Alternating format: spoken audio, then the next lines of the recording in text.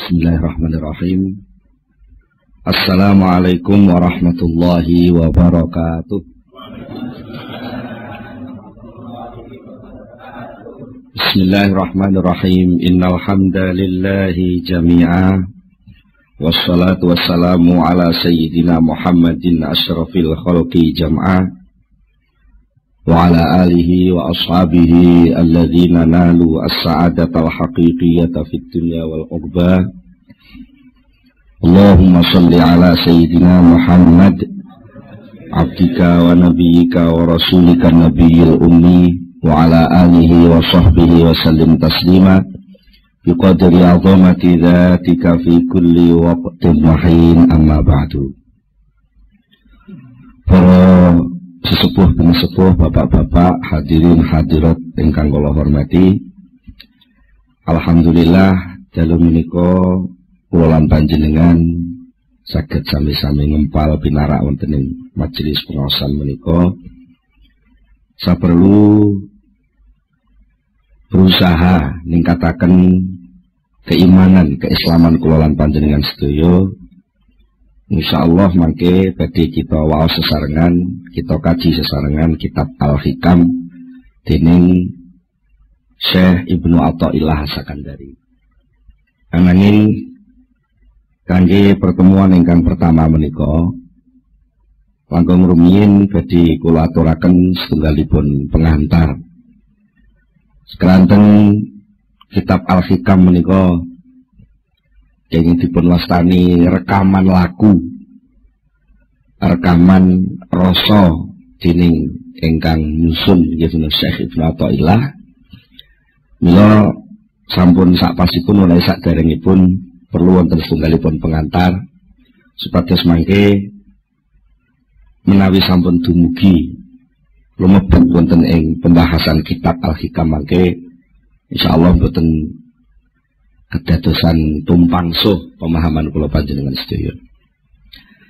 Pertama ingkang badhe kula aturaken inggih menika ngingingi soal tasawuf secara umum. Inggih menika tasawuf ingkang dipun lampahaken dening para ulama salaf.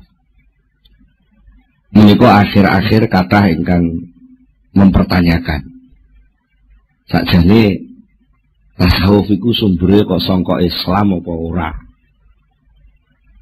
Kadang-kadang wonten ingkang mencurigai praktek-praktek tasawuf menika niru dhateng agami-agami sanes. Wonten ingkang nuduh praktek tasawuf menika sampun melenceng saking ajaranipun Rasulullah sallallahu alaihi wasallam. Menika sedaya lumrah. Jalaran barang niku lek edi, barang niku lek apik, niku mesti akeh sing imitasi. Jadi kan kudu enten merek napa ngoten nggih. Sing terkenal ngoten gudang garam kok. Lho ngoten niku ditiru bungkuse mangke niru ben kaya gudang garam. Mungkin enten merek napa mesti enten sing niru lah. Ketika orang meneliti ketepaan sing diteliti niku sing pasing imitasi niku terus nyimpulke oh lek ngono tasawuf niku melenceng. Mergo ketepaan tasawuf sing imitasi. Niku kata kasus ngoten niku. Mula saking menika perlu sepindah kula panjenengan mempelajari tasawuf niku ngangge napa?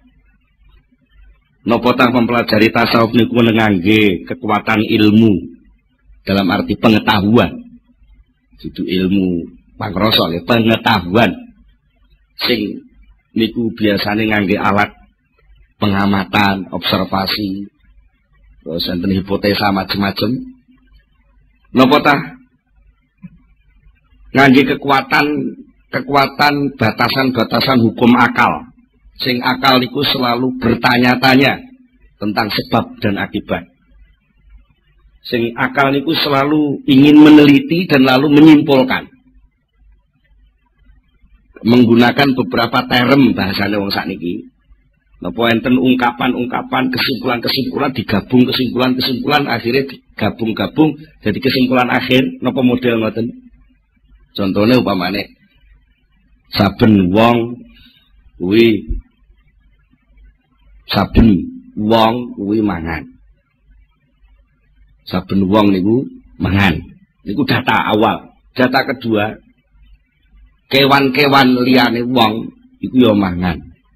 Terus disimpulno, lek ngono wong iku padha karo kewan lah. Kesimpulan wong padha karo kewan. Niki jenenge hasil analisa akal. Menawi bahan awalnya pun melenceng dan cara menyimpulkannya sudah salah, maka kesimpulannya pun terjadi kesimpulan yang salah. Napa tasawuf niku ajeng dibahas kangge cara niku. Enten maneh kekuatan ketiga sing mungkin serodok pas. Kekuatan yang menungso niku sak liyane ngerti, sak liyane nyimpulne nganggo akal, menungso niku gadah sing jenenge roh. Roh niku nggih roh nggih. Napa nggih? Istilahnya lek umume nggih akune dhewe-dhewe. Iku lek diarani roh niku dimaknani nyawa. Niku isik diakoni nyawaku. Berarti dudu aku. Ya. Roh niku nggih roh jati diri kemanusiaan. Sing niku seringkali pikantuk semacam pencerahan. Moro-moro rasane ngerti. Contone panjenengan lek diteliti pemane akal niku takok. Mulai kapan sampean ngerti eneke aku ne sampean? Sobi, jadi ngangen-ngangen. Mulai kapan sampean kok kenal sing jenenge aku? Niku mboten iso jawab krana niku isyraq, pencerahan. Akunya sendiri tahu tentang aku itu sendiri dan itu tidak pakai akal. Mergo lek pakai akal mesti lewat penelitian. Lewat penelitian ngoten tak iso nemokne oh iki aku lho ngoten. Mane sok-sok pelawak niku sok banyol niku mergo melenceng saka umume wong mikir malah muni aku ndi aku ngono. Lho ning ndi kupingku lho tunggale ngoten niku. Niku krana niku sesuatu sing pun israr sing pun jelas ora usah digoleki wis enak. Aku niku lah. Niku sing nampa pengertian tentang onoe aku niku wau jenenge roh. Prosesnya pakai isyraq utawi ilham. Saterusipun menawi kala wau sampun kita bicara nggih masalah ilmu dalam arti pengetahuan. Jelas ilmu sududu ilmu jurus, sudu ilmu 8 dewa. Jelas ilmu niku maksudnya ilmu niku pengetahuan. Pengetahuan, tahu. Menawi kula panjenengan sedaya pengen nglebeti ilmu tasawuf dalam arti tanda kutip alam tasawuf itu sendiri menggunakan ilmu atau menggunakan pengetahuan, maka yang namanya pengamatan tahu itu sendiri, tahu itu hanya bisa mengamati kulit dan penampilan bentuk saja. Akhirnya enten sing nun sewu kebliduk tasawuf iku ya lek wong gelem nganggo sarung serodok kumel, klambine nglinting, ambune ora patek wangi, kupluke nyadam mabang suwe ora tau ganti. Nggih. Sarungan ngisor dengkul. Niku jenenge bentuk penampilan lahir. Terus niku diartek ya iku tasawuf mesti kebujuk. Ya niku. Tasawuf niku duduk niku. Tasawuf niku duduk wong sing nganggo sarung sing elek-elek terus moh numpak sepeda motor mlaku terus. Niku mboten niku tasawuf. Walaupun mungkin nanti ada beberapa suatu keadaan si murid tasawuf itu kadang-kadang karena suatu pelajaran dia harus melakukan hal seperti itu dan itu tidak selamanya. Mungkin melalui proses itu juga bisa. Tapi bukan itu tasawuf. Nah, itu bahayane ngoten nek kula jenengan nyimpulne apa-apa mung sekedar delok jarene kabare terus niku mungkin mesti kebliduk. Ini ibaratnya mung kaya wong delok ceritane ketoprak nglakone Sunan Kalijaga dan mergo delok ini delok tampilan. tidak delok Sunan Kalijaga, akhirnya ngertine mung bentuk wajah sing ditampilno pemeran Sunan Kalijaga niku terus kebliduk. Ya iku lho Sunan Kalijaga, padahal itu hanya pemeran Sunan Kalijaga. Iku bahayane wong sing mengamati tasawuf ngangge pengetahuan. Lajeng enten malih sing mengamati tasawuf ngangge akal. Artinya akal itu pakai hukum akal, logika. Pakai kias. Damel napa? Hukum-hukum logika untuk menyimpulkan suatu kesimpulan. Mergo nalikane kula panjenengan menggunakan akal untuk memasuki lautan tasawuf yang tak terbatas itu. Kalau kita memasuki taman-taman indahnya tasawuf, lalu kita menggunakan akal yang serba bertanya dan mesti letterlek saklek. Nek iki nek A mesti kesimpulannya B. Nek A gandeng karo B arep muncul jenenge C dan begitu seterusnya. Niku pol-polane pol kemampuan akal itu hanya mengamati materi lahir. Senajan materi lahir niku kenging tinggi bahan awal pemikiran akal niku piyambak. Contohnya niki ana biting siji, ana maneh biting maneh siji. Terus sampean amati disimpulke biting siji dijejer karo biting siji kesimpulannya biting loro. Niku akhirnya terus dienggo pedoman. Senajan bitingnya wis gak enek, akal pun mlaku dhewe. Siji ditambah siji mesti loro. Karena napa bahan awalnya kan materi. Lah mongko sing jeneng tasawuf itu bahan-bahan yang dipakai pemahamannya bukan material, tapi langsung niku sesuatu yang gaib. Ya, sesuatu yang gaib, sesuatu sing begitu luas. Di alam awang-awang ibaratnya ngoten sing tak terbatas. Niku lek ngangge akal akhirnya mengke cara wong ngoten pengen mengarungi seluruh dirgantara tapi piyambake namung ngiberno layangan ngoten tok. Napa nggih saged gayo? Mboten saged. Wong sing wis canggih ngangge napa kongkot mau iso rutuh nggih. Nggih nggih. Ngene lah ngoten. Pesawat paling canggih, kongkot bisa kecelakaan. Napa malih niki soal alam di balik alam kemanusiaan itu sendiri yang itu terkait erat dengan nurun nubuwah, cahaya kenabian. Alam wahyu, alam gaib. Alam inti manusia yang itu sendiri, manusia itu sendiri adalah rahasia Allah Subhanahu wa taala. Nek niku ajeng dipahami nganggo akal. Maka yang terjadi adalah penyempitan persoalan manusia itu sendiri. Dan mula saking menika kangge memudahkan dos pundi sipados kula sedaya panjenengan menika saged memahami tasawuf. Ya ampun nganggo alat sing remeh-remeh. Begitu luasnya tasawuf sing mampu saged ngrasakne tasawuf niku namung manahipun piyambak-piyambak. Mula mangke wonten ing kitab Al-Hikam. Insyaallah mangke badhe dipun paringi pinten-pinten penjelasan sing mungkin bertentangan kali kesimpulan akale wong umum. Kesimpulan akale wong umum sing salah niku dudu akale sakjane, tapi bahan sing dienggo nyimpulno niku lho kurang pas. Bahan sing dienggo nyimpulno niku kurang pas. Contoh niki contoh sing mbok menawi teng pengaosan sanes sering kula aturaken. Contone ngeten. Wong sing usahane sregep niku sing akeh sukses hasil dadi wong sugih. Enek wujudan jenenge usaha ikhtiar, ana akibat, enek sebab jenenge usaha, ana akibat jenenge sugih. Karena bahan ini akal nampa, terus nyimpulno lek ngono muncule sugih kuwi sangka usaha. Karena akal niki namung ngerti niki. Akhirnya sampai teng putih-putih niku akal niku terus berperan lan ngampanyekno suasana niki. Nek kowe gak gelem nyambut gawe gak iso sugih.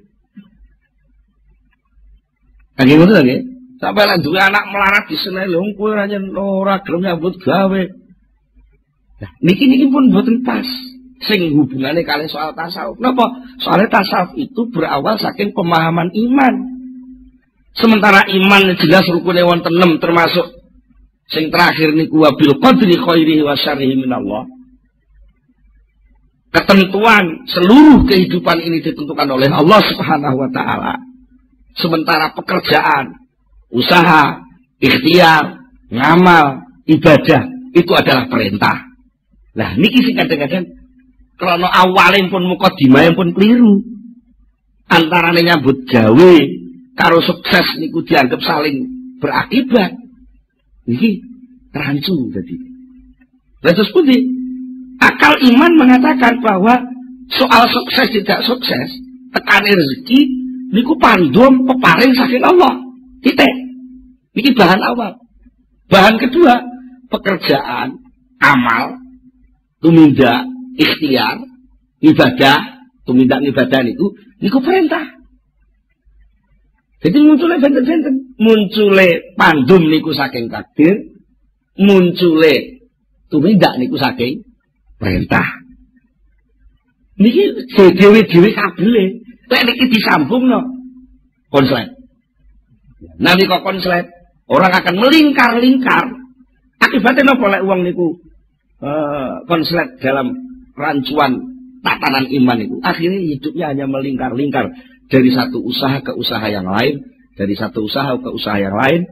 Akhirnya pol-polane pol oleh-oleh mengamung batas takdir sing diparingi Allah. Mula saking menika nek kula panjenengan nampi nikmat niku jane mboten krana saking usaha. Mboten saking usaha. Soalnya nek endi usaha kok mesti hasil niku lek ngono ora ana wong gagal. Ya. Secara kenyataan kan pun salah tadi itu. Tapi ternyata akal niku karena kebujuk dening nafsu sing ngoyo pengen ngrebut takdir niku wau. Kadang-kadang kebiduk niku melingkar-lingkar dari satu titik kerepotan ke kerepotan yang lain. Terus sementara dia nggak akan dapat rasa tentrem sedikit pun. Mergo napa? Pada hakikatnya nurani, rohani kemanusiaan itu adalah sesuatu yang luas tak terbatas. Sementara yang namanya akal itu punya rancangan yang sangat terbatas. Akibatnya malih nalika wong niku nuwun sewu kemlelet.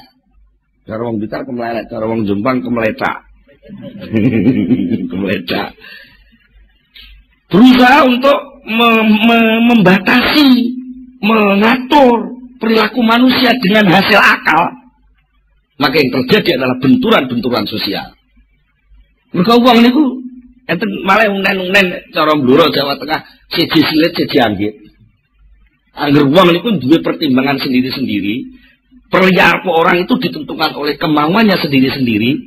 Nah, akal itu punya penemuan sendiri-sendiri. Lah kok ada penemuan akal seseorang ingin mengikat orang lain, pasti terjadi kegagalan. Contohnya, komunisme gagal. Kapitalisme gagal. Dia nota menungso loh, ya. Lek tujuannya kapitalisme sing ingin menguasai mungkin bisa. Tapi lek ingin menentramkan kehidupan dengan model kapitalisme, sosialisme, itu semua akan gagal. Mergo napa? Manusia itu rahasia Allah.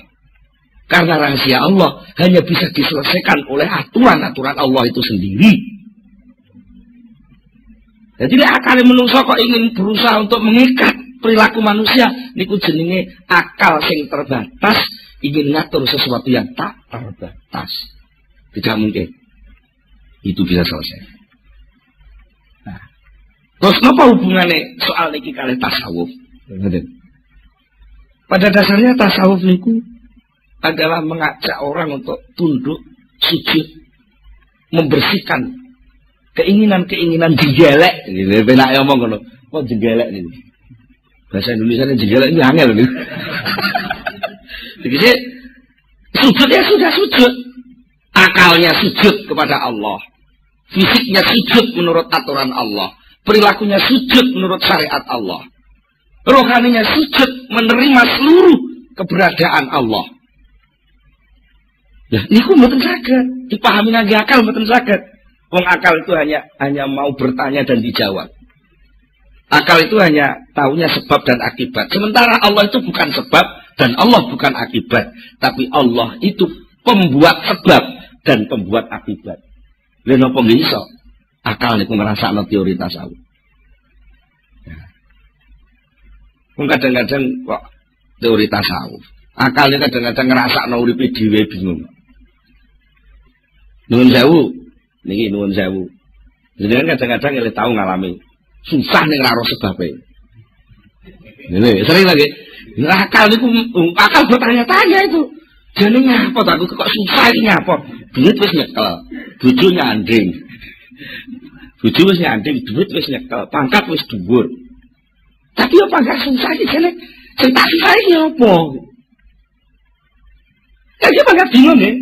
Karena apa? Itu soal rohani, soal inti kemanusiaan.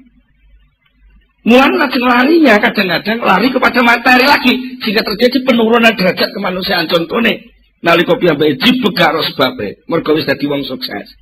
Asale ndek omahe ning desa, terus dadi artis urip ning kota, sembarang kalir keturutan. Mergo honore leh dadi artis niku wis cukup sak cukup-cukupe. Tapi enggak ada yang kurang. Mergo napa? Ora sujud. Karena sujud itu pada akhirnya adalah watak dasar kemanusiaan itu sendiri. Ketika watak dasar itu enggak dilakukan, cara wadak ngoten keji. Ngertos keji nggih.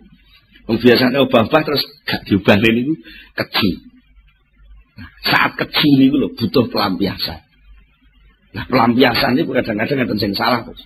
Bangsa narkoba, bangsa ekstasi, bangsa mendem lan sak terus niku. Niku karena tuntut. Jadi aku bisane seneng lek bojoku mesem. Tapi kenyataan dalam rumah tangga dia mesemnya gak metu-metu. Akhirnya dia cari yang lain, sing duduk bojo, sing iso mesem. Lah ternyata wis keturutan mergo duit akeh. Golek meseman sing model Cina, mesem India, mesem Londo, mesem Indonesia ngoten.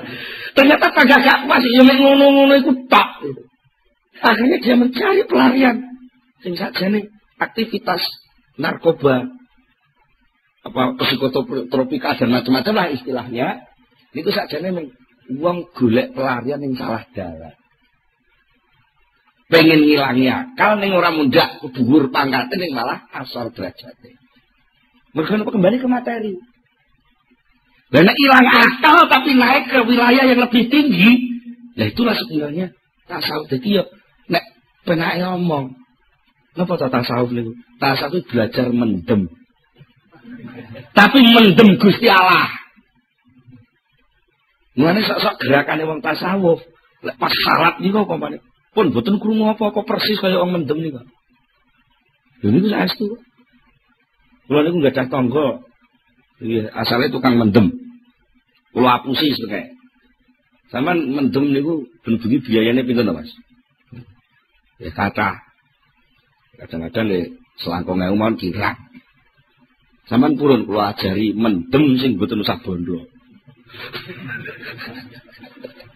Lah kok benten lah ampun nek sampean gak percaya urung-urung wis napa enten ya aku gak nguruki. Sing penting percaya kula dhisik. Ya ampun, tapi aja niat jajal lho. Aja niat jajal. Manut kula mawon. Saya su. Akhirnya suatu ketika kula jak griya kula. Adik kula niku sing kula kengken dialog berjadi kula rada mblonjong ngoten lho. Dadi lek omong-omongan mbok sing rada mblonjong-mblonjong ngoten enten korelasine enten kecocokane. Lah langsung teng kula tiange sungkan. Akhirnya kula jak, kula uruki. Coba lah. Sampean jane wong mendem niku persoalane lak sampean jibut to, bojo sampean nyeneni terus, sampean gak nyambut gawe. Sumpek ta sampean nggih. Lah sampean pengen gak sumpek. Ya mlayu aja ning donya. Lah sarane jos pundi? Ayo melu kula. Kula jak teng omah kula. Terus ya biasa tahlil-tahlil sing biasa dilakoni wong NU niku lho. Sing nggih ana niku mboten kula uruki kawitane ya mbake nggih tau teng langgar cilikane nggih. Tau teng langgar tesih fasih kula jajal niku maca Fatihah nggih sik fasih terus sik fasih kula terus soal unen-unen. Unen-unen niku sampean manut kula. Tapi soal jero sampean latihan muni Allah, Allah, Allah, Allah, Allah.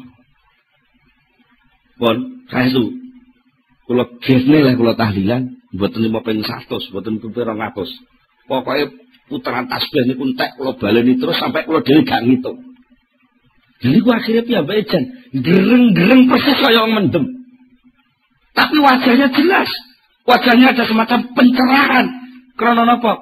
Piyambake atine pun dijebol dening nur zikri. Cahaya zikir.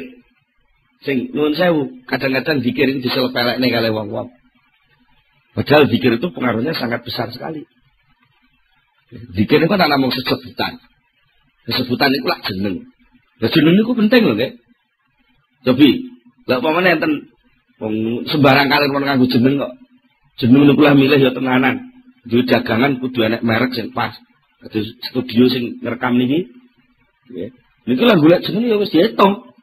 Mboten sembarang ngawut ngoten kok. Pokoke radio jenenge Dugel ngono ya ora pantes gitu. Lah itu sudah. Lah atik niki sesebutan. Sebutan unen-unen.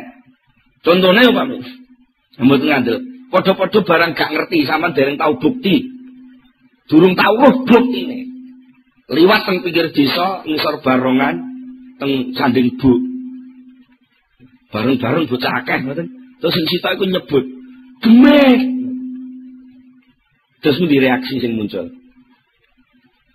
Keplayu, padahal duwite gak ana. Nek namung sesebutan mon berpengaruh.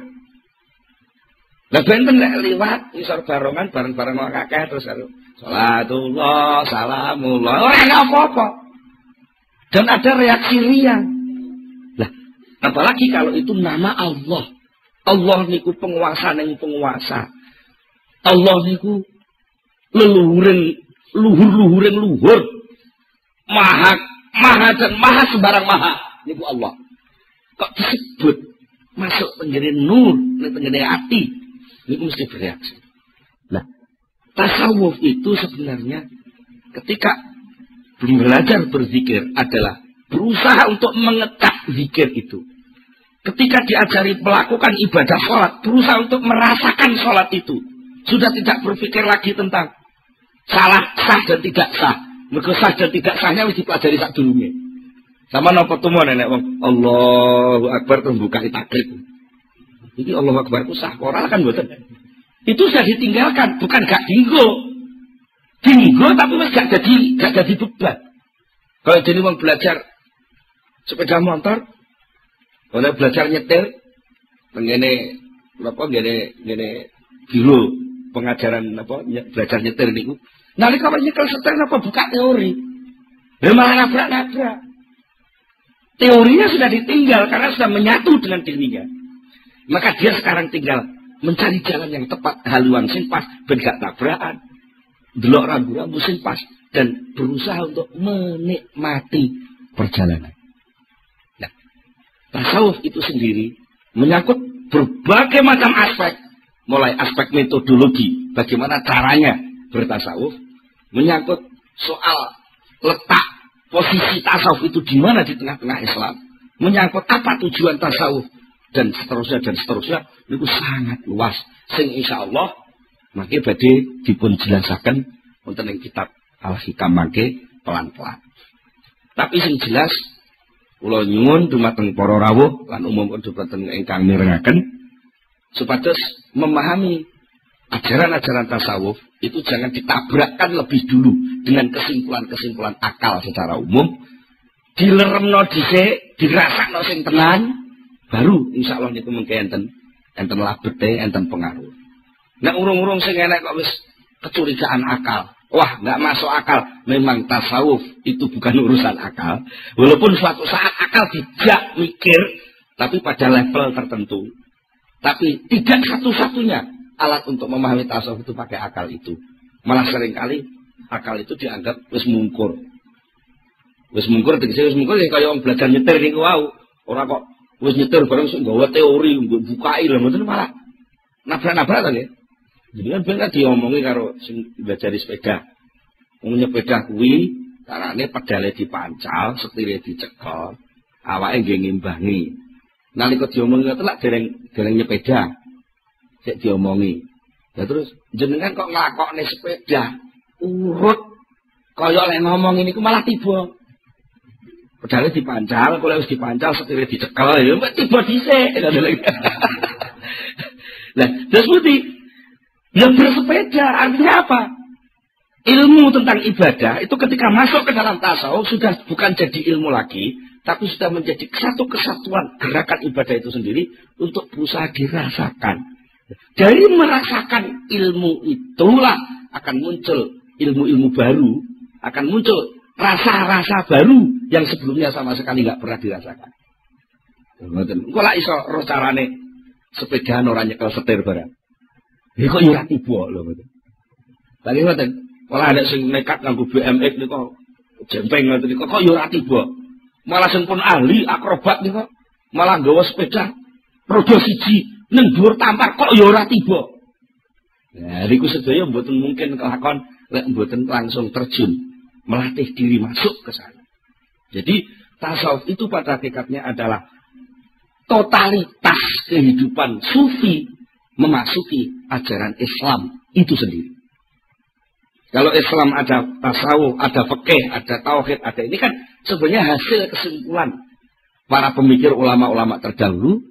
Nah, sementara tasawuf itu berusaha untuk merangkum seluruhnya, untuk diajak kembali kepada Allah Subhanahu wa taala, notok kepada Allah sesuai dengan dawuhipun Allah, wa inna ila rabbikal murtaha. Sesungguhnya hanya kepada Tuhanmu lah segala sesuatu akan selesai. Jadilah urung kepada Tuhan ya urung selesai. Nek wong sugih ya kurang sugih. Sugih kurang sugih. Pemenang melarat, ngoten lho nggih. Sugih kurang sugih, pangkat kurang pangkat, kuasa kurang kuasa. Lah perlu jane wong kuwi iso aja mati lah ngoten lho nggih. Niku mboten barbar. Nah, selesainya itu adalah apabila seluruhnya sudah bisa kembali kepada Allah Subhanahu wa taala. Niku gambaran singkat tentang tasawuf sing insyaallah mangke langkung jelas malih, langkung jembar malih menawi kula panjenengan sampun memasuki tenggene kitab Al-Hikam. Salajengipun wekdalipun ingkang kali kirang-kirang 15 menit. Badhe kula terusaken mengenal Syekh Ibnu Athaillah As-Sakandari. Sebenarnya kalau wau tasawuf secara singkat niki kita sampun berusaha mengenal siapa itu Syekh Ibnu Athaillah As-Sakandari sing kagungan kitab Al-Hikam nuwun sewu. Ora enek wong ahli tasawuf wong tarekah napa mawon sing mboten kenal jenenge Al-Hikam. Kok terkenal banget niku sakjane sinten. Menika kula waos ringkesan riwayat singkat saking Syekh Ibnu Athaillah As-Sakandari ingkang julukanipun Tajuddin kapetik saking kitab Tabaqatus Sadiyah. Al-Ustad Al-Imam Qutbul Arifin Tarjumanul Wasilin Mursidus Salikin Mungkidul Halikin Mudhirus Sumusil Ma'arif wa Mubdi Asraril Lataif Al-Wasil ilallah wal Muwasil ilaihi Tajuddin. Di sini kudu julukan-julukan titel-titel sing diakoni dening kalangan ahli tasawuf semua memberi titel kepada Syekh Ibnu Athaillah satunggal Al-Ustad guru, Al-Imam panutan, Qutbul Arifin menjadi pusat orang yang ma'rifat, Tarjumanul Wasilin orang yang menjadi juru bicaranya orang yang sudah usul kepada Allah, Mursidus Salikin pembimbing orang yang mengadakan perjalanan menuju Allah, Mungkidul Halikin orang yang mengentas orang yang keblowok melakoni kerusakan, Mudhirus Sumusil Ma'arif yang berhasil menampakkan matahari pengetahuan rohani, wa Mubdi Asraril Lataif yang bisa menampilkan rahasia-rahasia lembut rumit yang jarang ulama lain mampu menjelaskannya, yang sudah sampai kepada Allah dan mengantar murid-muridnya juga sampai kepada Allah. Siapa mereka? Dia Tajuddin. Tajuddin itu mahkota agama membawa asraril wasilin, sumber dari seluruh rahasia-rahasia orang yang sudah usul. Abul Fadl itu kunyah. Orang Arab itu kalau sudah terkenal biasanya ada abunya. Apa namanya, seperti kata sinten Sayyidina Ali dipunjuluki kanjeng Nabi Abu Turab, bapak Lebu. Abu Turab. Dan ini Abul Fadl Sayyidi Ahmad, asma aslinya Ahmad bin Muhammad bin Abdul Karim bin Abdurrahman bin Abdullah bin Ahmad bin Isa bin Al-Husain bin Athaillah Al-Juzami. Nasabipun ngantos dugi kabilah Juzam, lajeng mazhabipun mazhab Maliki. As-Sakandari menika nami tempat tinggalipun, keranten panjenenganipun nalika sampun madhep dados kiai niku manggenipun wonten ing Iskandaria, Mesir. Ngoten. Sedane wonten dusun Qarafi. As-sufi haqiqatan, mbak secara hakiki menekuni kesufian. As-sadili tariqatan, tariqahipun tariqah sadiliyah. Ajubatu zamanihi. Ajubatu zamanihi itu cara gampangane jadi pengeram-eram nalika sijik sugenge, wa nukhbatu asrihi wa awanihi al-jami' li anwa'il ulum, sing berhasil mengumpulkan, merangkum dari berbagai macam ilmu, mulai dari tafsir, hadis, fikih, tasawuf, usul fikih, nahwu, sharaf lan sak macam-macame sedaya dipun kuasai.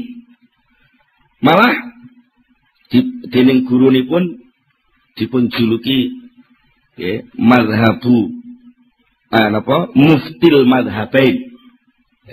Syekh Ibnu Athaillah kalih gurune dipun juluki muridku sing iki dadi muftil madhabain. Wong sing iso ngekeki fatwa terhadap madhab loro, yaiku madhab syariat dan madhab hakikat. Syekh Ibnu Athaillah Sakandari menika selalu berbicara tentang teori-teori jalan-jalan yang dialami oleh ahli tasawuf. Syekh Ibnu Athaillah Sakandari menika ahli ngaji, ahli mauidhah. Cara sakniki nggih kiai sing kathah sanget pengikutipun.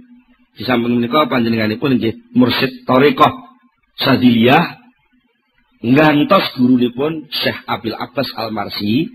Syekh Abil Abbas Al-Marsi menika penggantosipun Syekh Abil Hasan As-Sadili. Dados Syekh Ibnu Athaillah Sakandari menika putu murid saking Syekh Abil Hasan As-Sadili. Secara singkat bagi kula aturaken riwayatipun dos pundi seorang Syekh Ibnu Athaillah kok sampai punya wawasan ketinggalan kitab sing pun berabad-abad. Ngantos sak menika tesih dikagumi tiyang kathah. Syekh Ibnu Athaillah ngriwayataken dhateng badanipun piyambak kanthi dawuh suatu ketika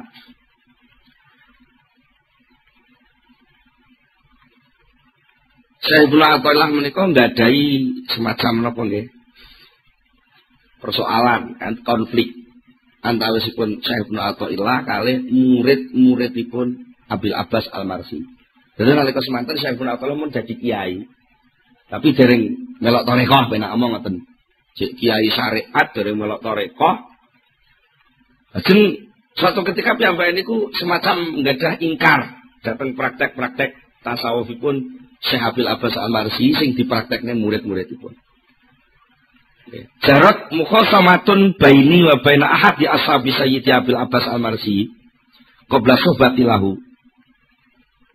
Terjadilah perselisihan pendapat antara kula kalih salah setunggale murid Syekh Abil Abbas Al-Marsi saderenge kula berguru dhateng Syekh Abil Abbas Al-Marsi. Akhiripun suatu ketika mentok. Muridipun mboten saged jawab dhateng Syekh Ibnu Athaillah. Terus muridé ngeten, sampean mboten usah maido kula. Kula niki murid. Lah kula niki duwe guru. Sing penak kapan-kapan anu jenengan derek ngaos teng pengaosane guru kula. Derek ngaos teng pengaosane guru kula. Akhiripun dipun angen-angen kalih Syekhul Athaillah. Kuntu fi nafsi, aku ngomong ning atiku dhewe, ya bener panjen ya ngono. Mboten niku teng jero ati. Wes lek ngono daripada aku bantah-bantahan maido-maido perkara sing aku dhewe urung ro datane. Jare aku iki kiai ngalim ngomongno perkara sing urung jelas. Tak memperjelas persoalan. Cara sakniki tabayun. Nggih. Memperjelas perkara aku tak melok ngaji rono. Mboten.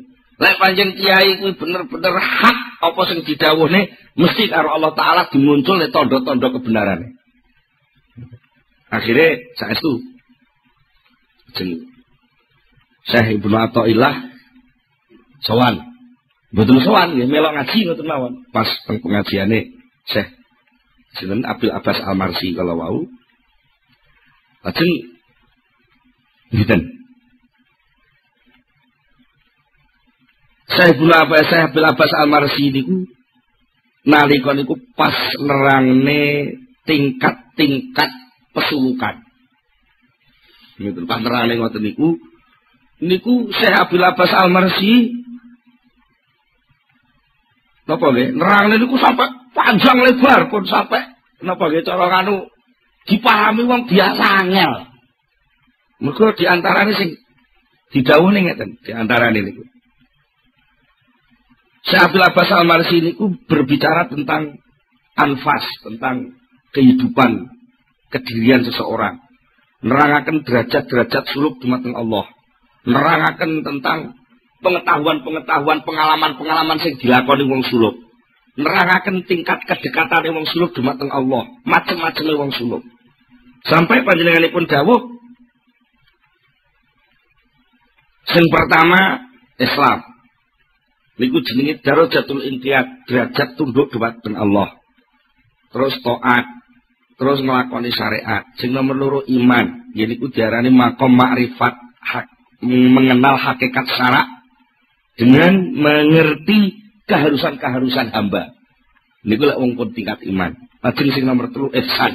Niku suasana orang membuktikan kehadiran Allah Subhanahu wa taala dalam hatinya. Dengan istilah lain, terus saya Abil Abbas, istilah lain kamu bisa berkata, yang pertama Islam itu namanya ibadah, yang kedua iman itu namanya ubudiyah, yang ketiga ihsan itu abudah. Diterangke malih, istilah-istilah sampai pinten-pinten istilah. Sing cara wong ngaji sampai blengek. Pinten-pinten istilah. Akhirnya kesimpulanipun Syekh Ibnu Athaillah sing asale jane pun rada suudon dhisik niku wau. Piyambake terus yakin. Akhirnya kula yakin terus Syekh Ibnu Athaillah bahwa Abil Abbas Al-Marsi ini dapatnya ilmu tidak sekedar dari kitab, tapi langsung dia dapat loberan lautnya ilmu Allah. Nek teko kitab ae aku wis kenal kok wong aku jago kitab ibaratnya cara sakniki ngoten. Aku tukang maca kitab wong aku wis kiai. Ya tapi ki ana ukapan-ukapan ukara-ukara sing secara apapun gak kena dibantah, tapi ora ana di kitab. Mesti iso saka pangeran. Akhirnya dengan begitu sapunipun ngaos Syekh Ibnu Athaillah terus ilang suudone teng Abil Abbas malah sing enten rasa tresna lan demen. Sing tekane niku dadak. Ngoten tekane dadak. Bangsa wangsulkeun pengajian dia tidak mampu untuk masuk ke rumah. Kaya-kaya niku ndelok omah niku wis mboten iso. Pokoke kaya-kaya piyambake mlebu omah niku wis ora doyan lah ben apa. Ketolak atine nolak mau mlebu omah. Terus enten rasa-rasa sing aneh. Sing sakjane apa to rasa? Kuwi niku mboten ngerti. Mboten piyambake niku mboten ngerti. Terus piyambake nyepi. Nyepi delok langit. Akhirnya mboten kuat ngampet. Terus piyambake nyimpulke iki gak iso ngudari lek ora Syekh Abil Abbas Al-Marsi. Akhiripun Saya Ibnu Athaillah sowan dengan Syekh Abil Abbas Al-Marsi menyatakan kula niki kangen dateng jenengan. Syekh, uhibbuka. Ana wallahi uhibbuka. Akhirnya Syekh Abil Abbas jawab, ahabbakallahu kama ahbabtani. Ya muga-muga Gusti Allah nyenengi sampean kaya oleh sampean demen teng kula. Niku pun kesindir pun. Wong mestine kan assalamualaikum kok malah pedhok ora muni assalamualaikum. Karena napa brontone pengen kepanggih Syekh Abil Abbas Al-Marsi. Akhiripun sak sampunipun mekaten sedaya kawontenan sing dialami Syekh Ibnu Athaillah sedaya dipun pasrahaken dhateng gurune, dipun tuntun dening gurune Syekh Abil Abbas Al-Marsi sampai Syekh Abil Abbas Al-Marsi nuding temenan. Lek bocah nom sing wis pinter dadi kiai iki kok manut aku tenan tekun. Sumben akhirnya dia arep jadi muftil madhabain. Dia arep nguasani ilmu lahir dan ilmu batin. Nikulah Syekh Ibnu Athaillah sing insyaallah mangke kitabipun Al-Hikam badhe kita pelajari sesarengan wonten ing pertemuan-pertemuan ingkang badhe dateng. Kula dinten cekap semanten rumiyin, monggo kita tutup pengaosan menika kanthi sesarengan maos Al-Fatihah.